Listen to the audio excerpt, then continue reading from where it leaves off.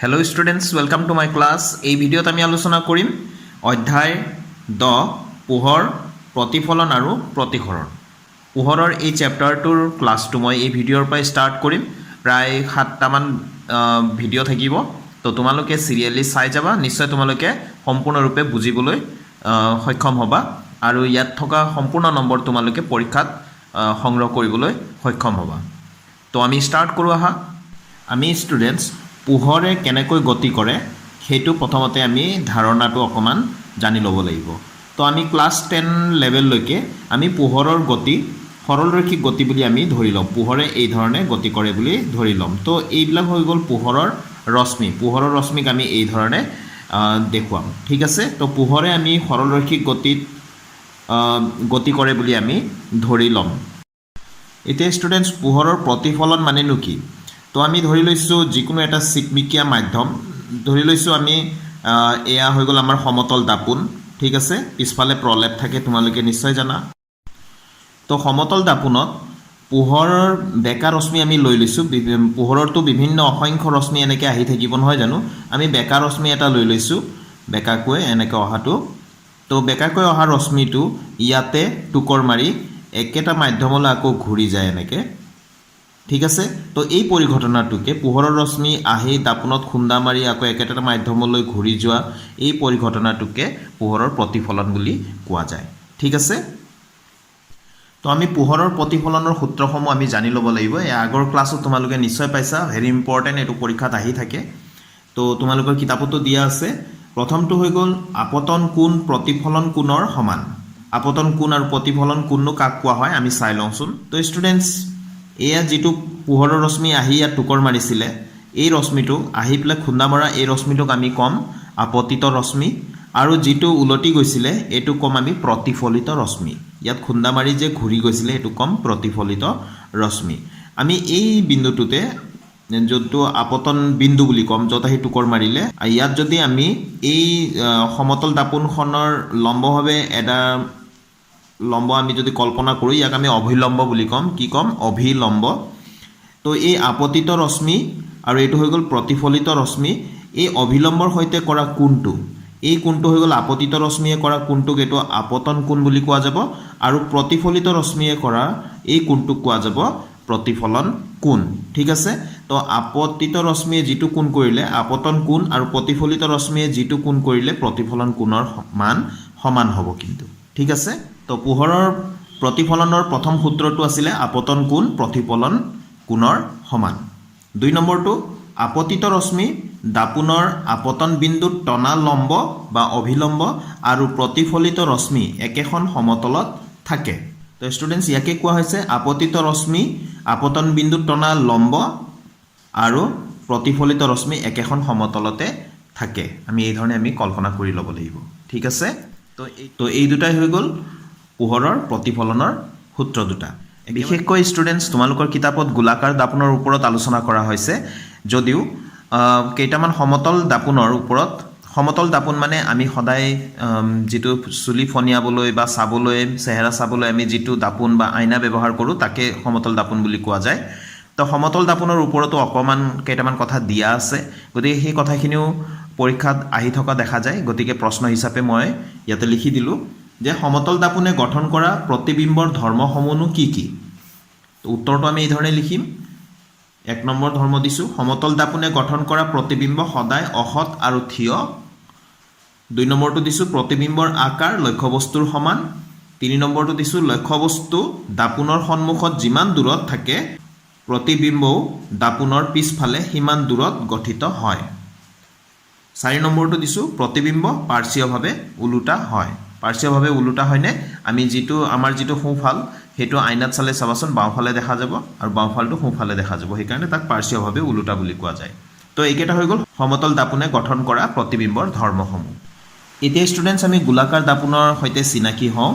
তো গোলাকাৰ দাপোন 2 ধৰণৰ, এনেকুৱা এটা এইফালে প্ৰলেপ দিয়া থাকিব হয়নে, আৰু এনেকুৱা এটা এইফালে প্ৰলেপ দিয়া থাকিব।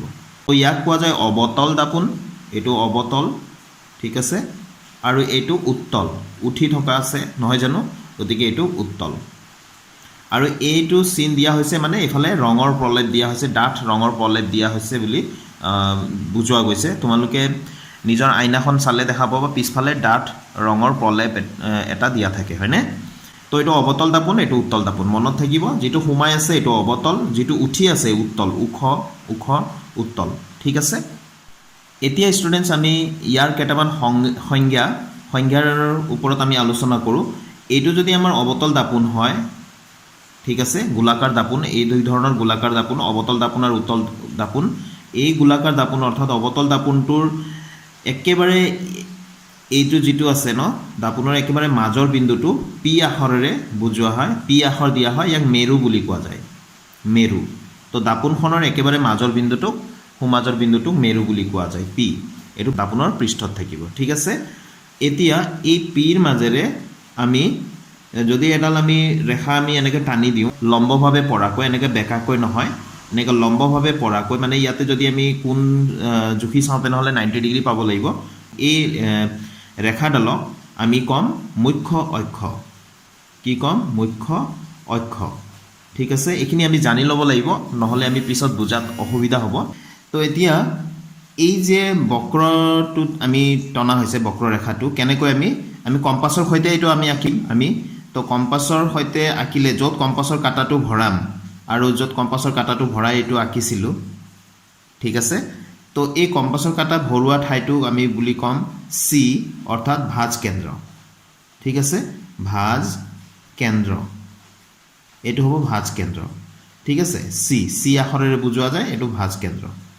এতিয়া এই চি আৰু পিৰ একেবাৰে সোঁমাজৰ বিন্দুটো, এইটো যদি 4 চেণ্টিমিটাৰ আছে তেনেহ'লে এইখিনিৰ পৰা ইয়ালৈ 2 চেণ্টিমিটাৰ হ'ব লাগিব, এইফালৰ পৰা ইয়ালৈ 2 চেণ্টিমিটাৰ হ'ব লাগিব।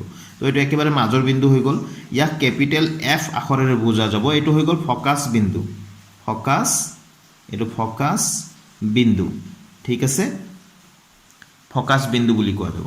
এতিয়া এই যে চি আৰু পি, এইটো চিটো হৈ গ'ল ভাজ কেন্দ্ৰ, কম্পাছৰ কাঁটাটো ইয়াত ভৰাই পেলাই এনেকৈ ধৰা এইটো বৃত্ত এটা আঁকিব পাৰি। তো আমি এইখিনিৰ কাৰণে যিটো আঁকিলোঁ, এইটো কম্পাছৰ কাঁটাটো ভৰোৱা ঠাইটো হৈ গ'ল চি, ভাজ কেন্দ্ৰ। এতিয়া এই চি আৰু পি এই দূৰত্বটোক কোৱা যাব চি পি। এই চি পিটো হৈ গ'ল ভাজ ব্যাসাৰ্ধ, ভাজ ব্যাসাৰ্ধ। ঠিক আছে, অৰ্থাৎ ব্যাসাৰ্ধ, ভাজ ব্যাসাৰ্ধ, ইয়াক আমি আৰেৰে বুজাম। ঠিক আছে, স্মল আৰেৰে বুজাম। ব্যাসাৰ্ধ কেনেও আৰেৰে বুজোৱা যায় আমি জানোৱেই। তো আকৌ এফ আৰু এই পিৰ মাজত, এফ ফকাছ বিন্দু আৰু মেৰুৰ এই দূৰত্বটোক, ইয়াৰ পৰা ইয়ালৈ এই দূৰত্বটোক কোৱা যাব এফ পি। এইটো কোৱা যাব ফকাছ দৈৰ্ঘ্য, ফকাছ দৈৰ্ঘ্য। ঠিক আছে, ভালকৈ মন কৰা, এইটো আছিলে কাৰ আধা? সম্পূৰ্ণ চি পিৰ আধা আছিলে, হয়নে? চি পি যিমান দীঘল, এইটো মাজৰ বিন্দু হয় যেতিয়া এইটো আধা হৈ গ'ল, হয়নে? গতিকে এইটো ফকাছ দৈৰ্ঘ্যটোক আমি স্মল এফ আখৰেৰে বুজোৱা যাব। গতিকে আৰটো যিমান দীঘল তাৰ আধাটো হৈ গ'ল এফ। তাৰমানে আমি ক'ব পাৰোঁ R is equal two twice F. এইটো এটা সূত্ৰ বনি যায়, R is equal two twice F, মানে ভাজ ব্যাসাৰ্ধ সমান ফকাছ দৈৰ্ঘ্যৰ দুগুণ, ভাজ ব্যাসাৰ্ধটো ফকাছ দৈৰ্ঘ্যৰ দুগুণ, বা F is equal to R by 2। এইটো বুলি আমি মনত ৰাখিম, বা এইটো মনত ৰাখিলে হ'ল R is equal two twice F. ঠিক আছে, তো ইয়াৰ ওপৰত অংকও আছে, তোমালোকে পাবা অনুশীলনীত, তো এইটো মনত ৰাখিব লাগিব। তো এইখিনি আমি জানিবই লাগিব যে মুখ্য অক্ষডাল কোনটো, মেৰু কোনটোক কয়, চি আমি কেনেকৈ পাওঁ, ফকাছ বিন্দু আমি কেনেকৈ পাওঁ, ফকাছ দৈৰ্ঘ্য কোনটো, ভাজ ব্যাসাৰ্ধ কোনটো, তোমালোকে গোটেইখিনি এতিয়া চিনি পাবলৈ সক্ষম হৈছা, হয়নে? ষ্টুডেণ্টছ, এইটো আমি আলোচনা কৰিলোঁ অৱতল দাপোনৰ ক্ষেত্ৰত, হয়নে? উত্তল দাপোনৰ ক্ষেত্ৰত চাবা, এইটো বক্ৰটো ইফালে আছে, হয়নে?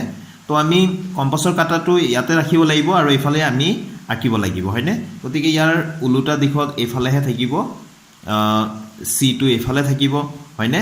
তোমাৰ ইয়াৰ কম্পাছৰ কাঁটাটো ইয়াত ৰাখি পেলাই যেনিবা এইটো আমি আঁকিছিলোঁ। তো ইয়াৰ পিটোতো একেবাৰে সোঁমাজৰ বিন্দুটো পি, মেৰু বিন্দু এইটো। তাৰপিছত চি আৰু পিৰ একেবাৰে মাজৰ বিন্দুটো কেপিটেল এফ, অৰ্থাৎ ফকাছ বিন্দু বুলি ক'ম, আৰু বাকীখিনি একেই। পি আৰু এফ এই দূৰত্বটোক আমি স্মল এফেৰে বুজাওঁ, অৰ্থাৎ ফকাছ দৈৰ্ঘ্য।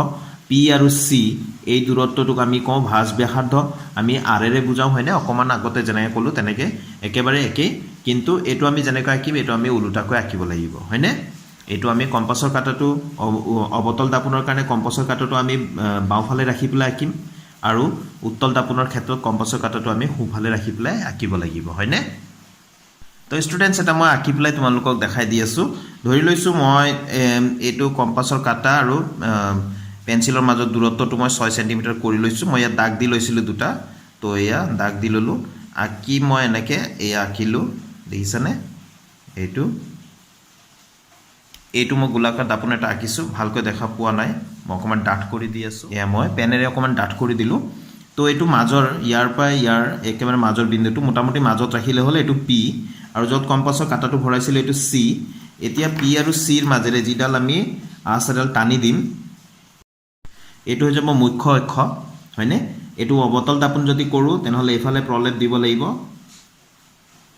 হৈ গ'ল গতিকে এইটো চি আৰু পিৰ মাজৰ দূৰত্বটো মই লৈছিলোঁ 6 সেণ্টিমিটাৰ তেনেহ'লে একেবাৰে এই মাজৰ বিন্দুটো হৈ যাব মই দাগ দি থৈছিলোঁ ইয়াতে 3 সেণ্টিমিটাৰ হ'ব গতিকে এইটো হৈ যাব এফ কেপিটেল এফ হয়নে আমি এই ধৰণে আমি আঁকিব লাগে অৱতল দাপোনটো তো উত্তল দাপোনটো সেই ধৰণে আমি আঁকিব পাৰোঁ এই ষ্টুডেণ্টছ কম্পাছৰ কাঁটাটো মই ইয়াত ভৰাইছোঁ ইয়াত ভৰাই পেলাই মই এনেকৈ আঁকি দিছোঁ হয়নে তো এইফালে মই সোঁফালে মই ৰাখিছোঁ যেতিয়া এইটো য'ত কম্পাছৰ কাঁটাটো ভৰাইছোঁ এইটো হৈ যাব চি হয়নে সৰি এইটো হৈ গ'ল চি বিন্দু আৰু একেবাৰে এইটো যদি দাপোন হয় গোলাকাৰ দাপোনটো এইটো কেনেকুৱা দাপোন হ'ব এইফালে যদি এতিয়া এইফালে উঠা এইটো পৃষ্ঠটো হয়নে মিহি পৃষ্ঠটো এইফালে আমি প্ৰলেপ দিম সদায় আমি পিছফালে প্ৰলেপ দিম তো এইটো হৈ যাব উত্তল দাপোন কিয়নো এইফালে এই পিঠিটো উঠা আছে হয়নে তো উত্তল দাপোনৰ ক্ষেত্ৰত ভাঁজ কেন্দ্ৰটো ওলোটা দিশত থাকিব এইফালে থাকিব আৰু এইটো আমাৰ মুখ্য অক্ষ বুলি লৈ ল'লোঁ ঠিক আছে এই ধৰণে তোমালোকে